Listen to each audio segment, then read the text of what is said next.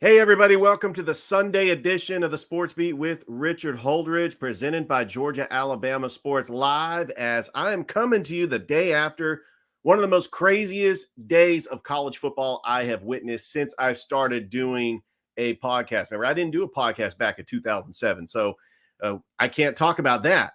But I could talk about all the insanity that happened yesterday that completely shaken up the college football world. And it's not just Vanderbilt beating Alabama, which, in my opinion, one of the biggest upsets in college football. Can we say that? Can we really just talk about this upset and how huge it has been for the Vanderbilt Commodores? And I can almost guarantee you that goalpost is in the bottom of the Cumberland River. I will get into all the college football games. This is my instant reaction show. Well, I'm doing it the day after because that Cal-Miami game was on late last night. It didn't finish till 2 in the morning. I didn't feel like doing a show at 2 o'clock in the morning, but I'm here doing a show now like I always try to do. Sometimes I pre-record the show, but I want to try to get that college football instant reaction show before the NFL games start. We actually do have a game going on right now in London. The Vikings do lead the Jets. But on tomorrow's show, I'll have my NFL reaction show. And this is all part of the hour-long block on Mondays that I have on WQEE. Don't forget, you can also catch an episode on Tuesdays, Wednesdays, and Thursdays on the Georgia-Alabama Sports Live Facebook page and YouTube channel. On Tuesday, I'm going to recap all the high school football games, including a wild finish against Auburn and Central. It is just incredible what we have accomplished at Georgia-Alabama Sports Live. Had another quadruple header. And don't forget, Thrip Behringer and I will have a Georgia-Alabama Sports Live show later tonight as we will recap everything happening in high school football. Well, let's not waste any more time. Let's go ahead and get into the game that everybody wants to talk about. It seems like there's a lot of Vanderbilt fans this morning pumping their chest, anchor down all over social media. Do you really hate Alabama that much where you've decided to join the Vanderbilt bandwagon? Look, this was a great win, and I admit, I was watching the Georgia-Auburn game, and then I saw the score that Vanderbilt was leading Alabama 13-0. I'm like, wait on a second. This might be a game that might be worth watching.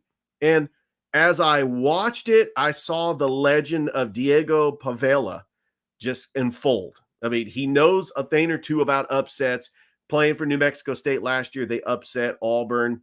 And how about the Vanderbilt Commodores? A couple of weeks ago, Nick Saban said the easiest place to play on the road in the SEC is Vanderbilt, because usually when you play in Vanderbilt, your fans overtake the stadium. The stadium is not even fully constructed. There were 70% Bama fans in the stands, and yet Vanderbilt did the unthinkable. They were a 23-point underdog. Alabama was pumping their chest because they won the week before over Georgia, even though they gave up a 28-0 lead. I don't think Alabama played bad in this game. I think that Vanderbilt just outplayed Alabama, and they played the game of their lives. When Alabama was making their comeback, remember, they were down 40-28 with 5 minutes to go.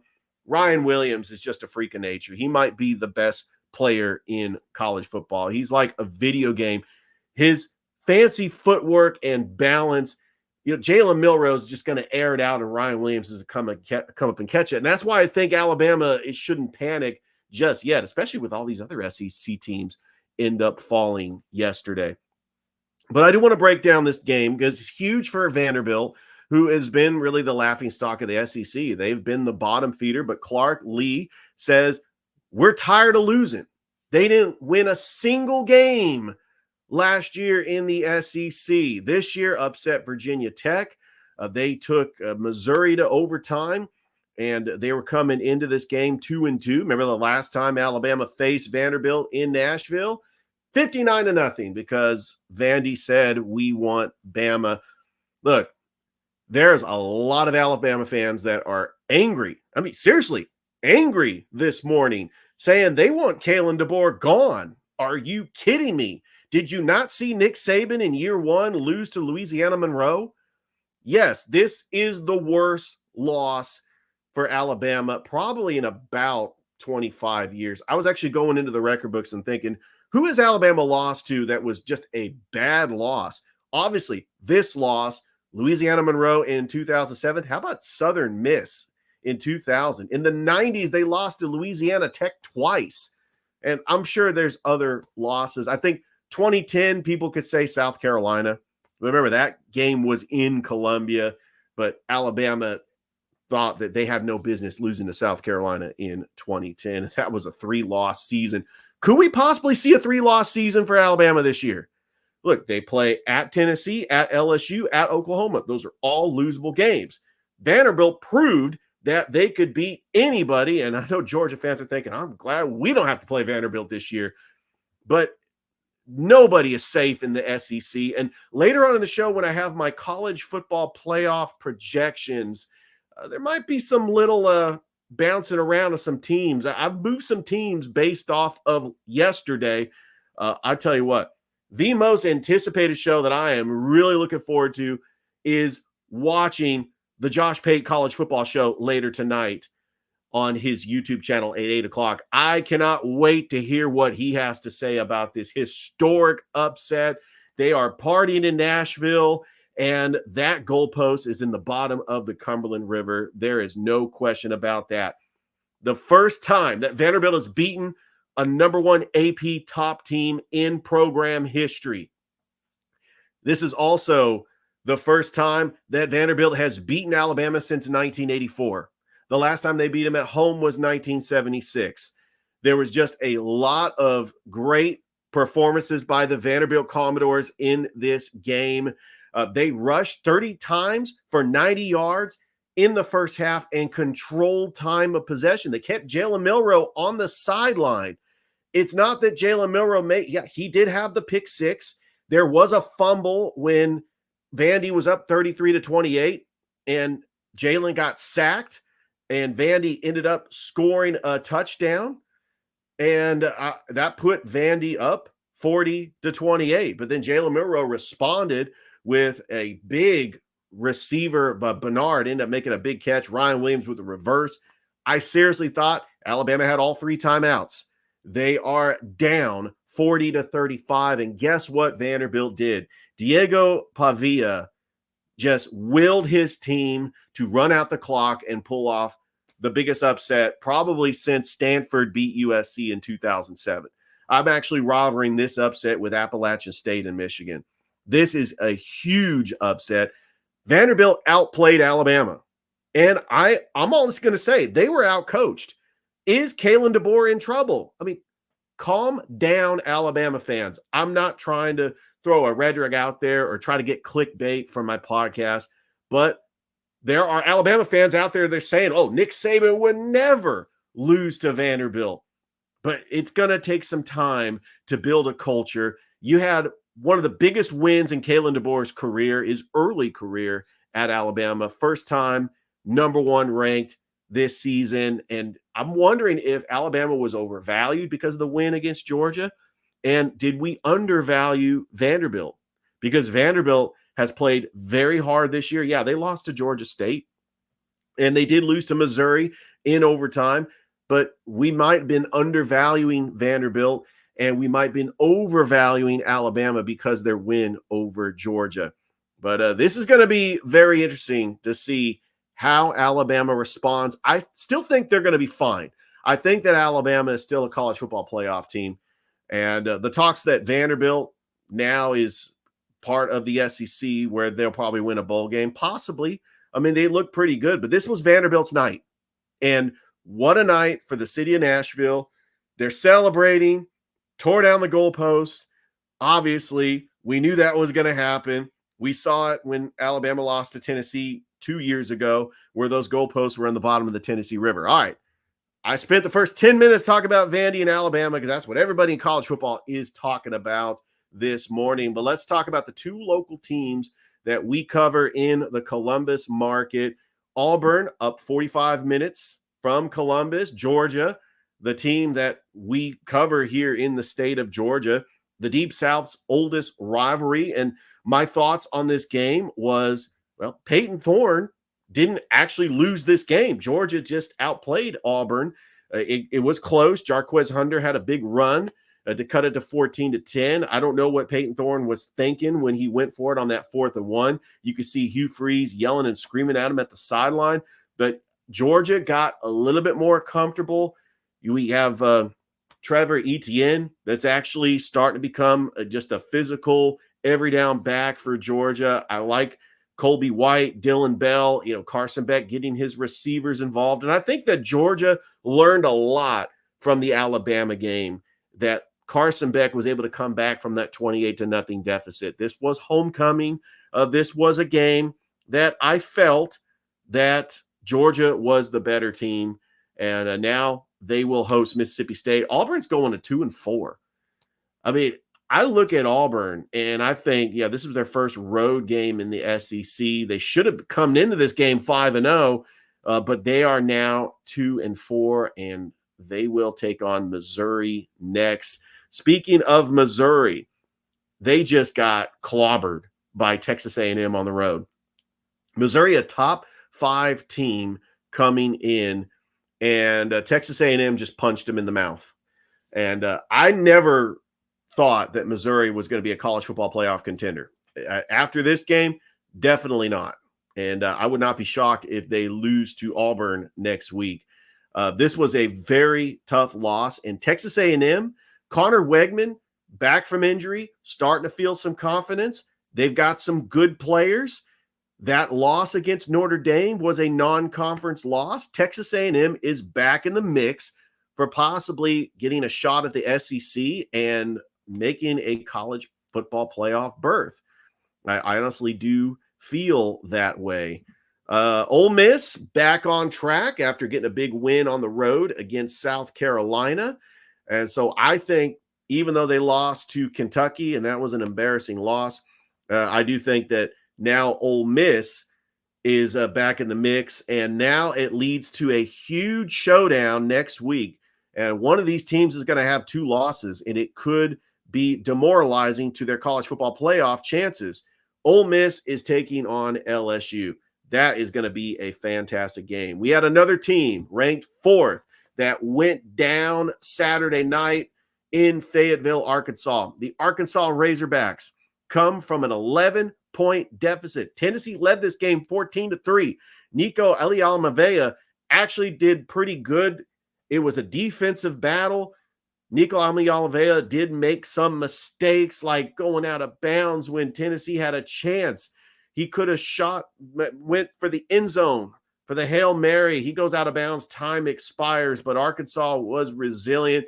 They were able to come back. And I really love just the way that Arkansas plays, playing at home, beating a top 4 team. I still think Tennessee is in good shape. They can still compete for a college football playoff. Remember, they play Alabama at home. They play Georgia on the road. I think that they are capable of beating both teams. We'll see how the season plays out. Another SEC team that actually had a pretty good day in the swamp. Look, if you lose to Central Florida, I mean, this could just be an embarrassment. I think that Billy Napier keeps his job a little bit longer. Florida gets a very impressive win. They will take on Tennessee in Knoxville next week. Got plenty of time to preview that game. All right, looking at if you stayed up late for this game, God bless you. Look, Cal was big in this game, and it was 39-38. I got the score wrong on that. They led 35-10, and Miami came back to win the game in Berkeley. College Game Day was there.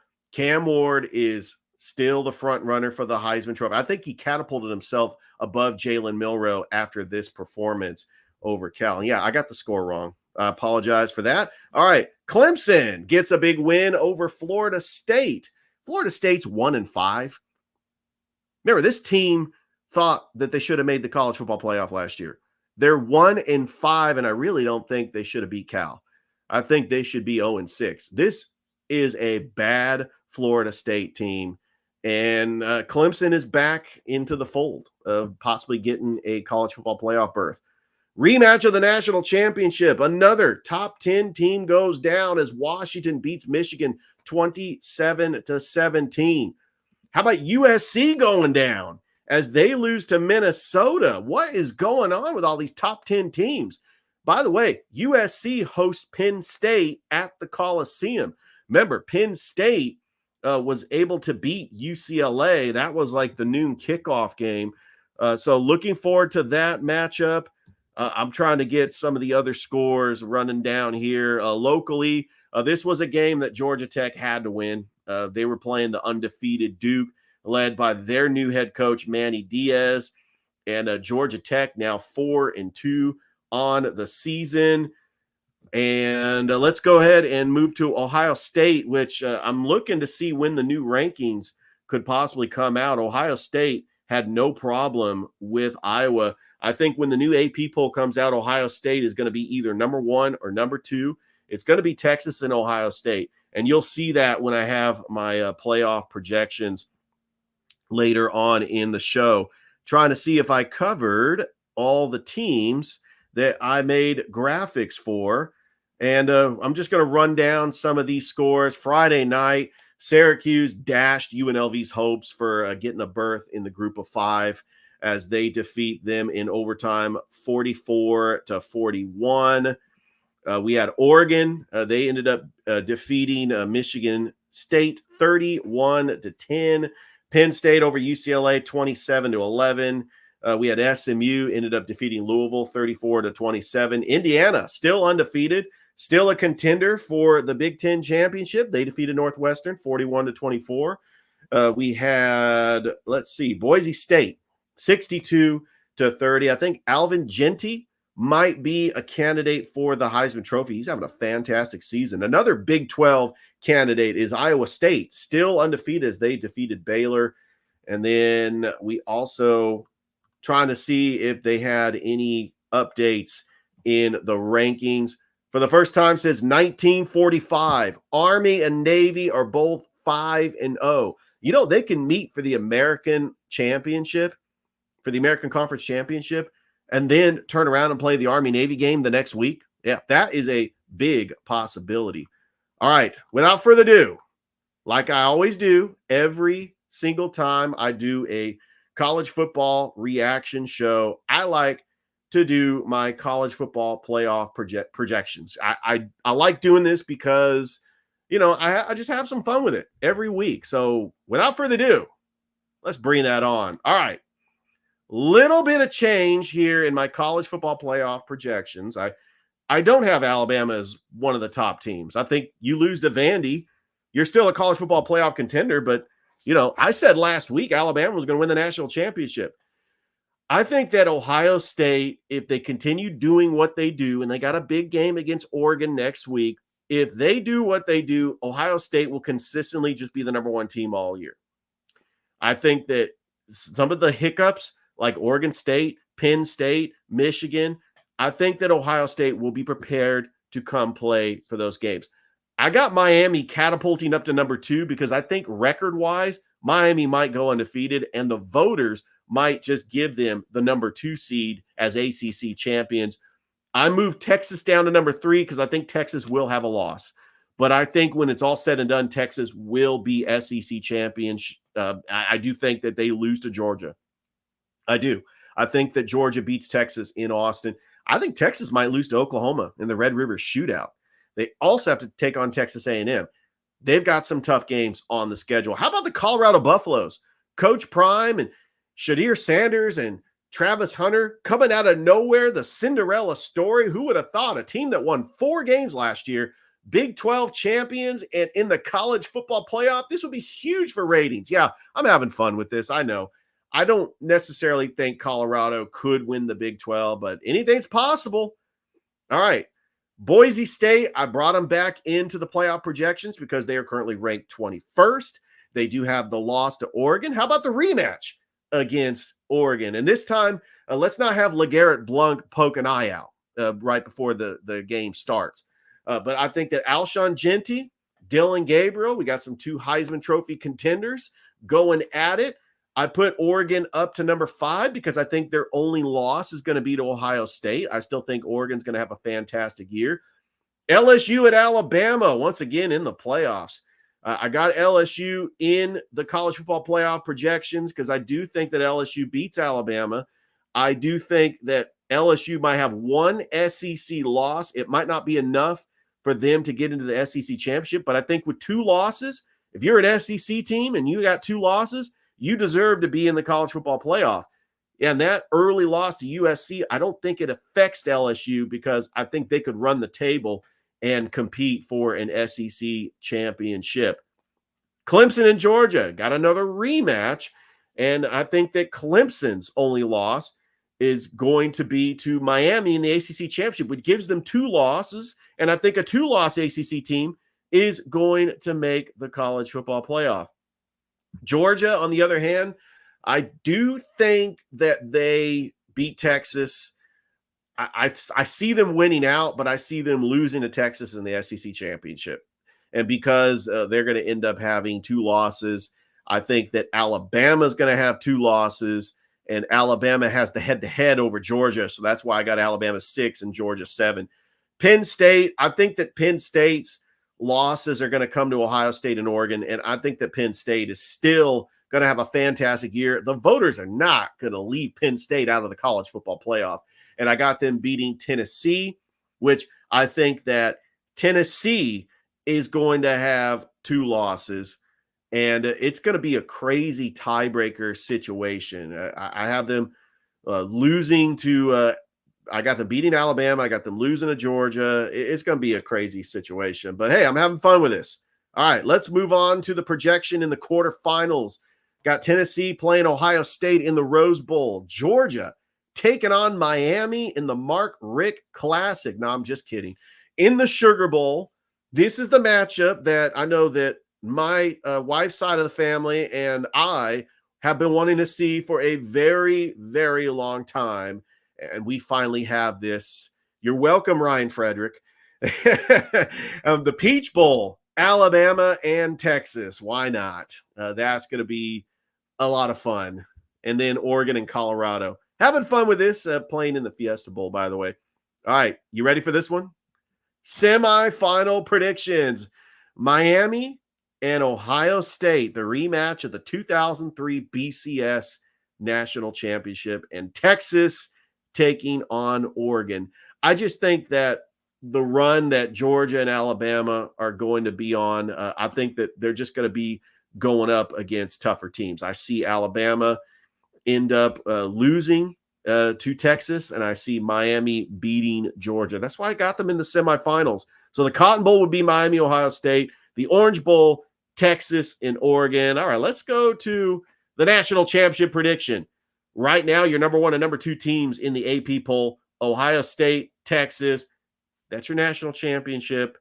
Had a lot of fun, as I always do. I have a lot of fun on this show when I'm giving my college football reaction. It's a great day if you are a Vanderbilt fan. Not so much if you are an Alabama or Auburn fan, for that matter. But it's been a lot of fun. All right. Thank you so much for watching the portion of this show. Don't forget, you can catch a replay of this on WQEE 99.1 Monday through Friday from 2 to 3. This portion will be aired on WQEE. Stay tuned. Tomorrow, I will have my regular show at noon going live on my Facebook page at noon. It'll be my NFL reaction show. Going to talk about the baseball playoffs. I might even throw in the WNBA playoffs, NBA preseason. As you saw on Friday, I had my NBA preview show, and it's just going to be a lot of fun as I continue grinding on this show. Thank you so much for watching. We'll see you next time.